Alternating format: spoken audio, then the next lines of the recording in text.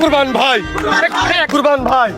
আরে আমি তোর বাপ, ওই তুই ভাই কলি কোন কায়দায়?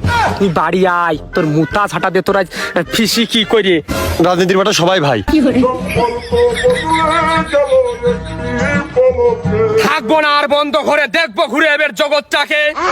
আমি আর আনাচে কানাচে গ্রামের মহল্লায় পড়ে থাকতে চাই না। আমি এখন শহর কেন্দ্রিক রাজনীতি করতে চাই। সবাই কি আমাদের সাথে আছেন? আর এই যে দেখতে পাচ্ছেন আপনারা, আমার সামনেই বসে আছে আকরাম। কিছুদিন আগেই বিরোধী দলের ক্যান্ডিডেটের সাথে মিল ছিল। এই আকরামের যদি আমাদের সাথে মিশতে হয় তাহলে গরু মেরে খেতে দিতে হবে। আপনারা সবাই কি রাজি আছেন? ঠিক কিনা? ओ टूटा टूटा एक परिंदा ऐसे टूटा। ভাই আপনার নামটা কি জানো?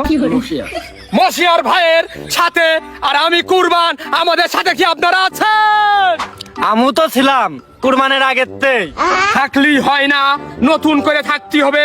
আর থাকতে হলে গরু মেরে খাতি দিতে হবে। কথা কোন ঠিক কিনা?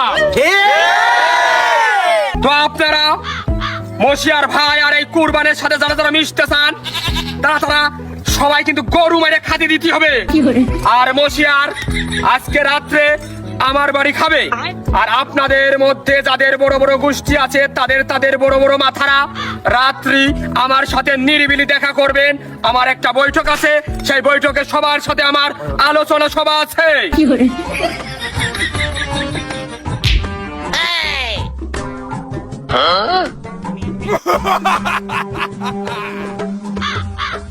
তো বন্ধুগণ, এই কোন সে নেতা চোর হলো না? এলাকাতে আসলো কি না? চোরে বলো।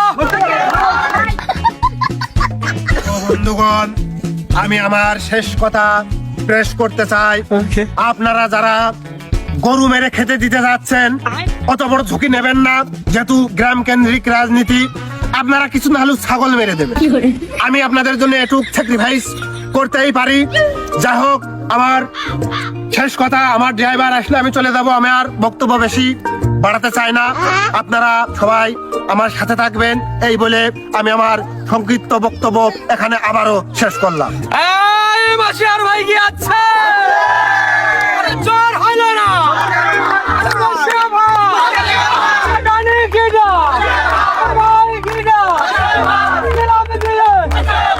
আচ্ছা ভাই, আচ্ছা ভাই, মানে খুব ঢোকেন না তারে, খুব ভালো আর মশা তো খুব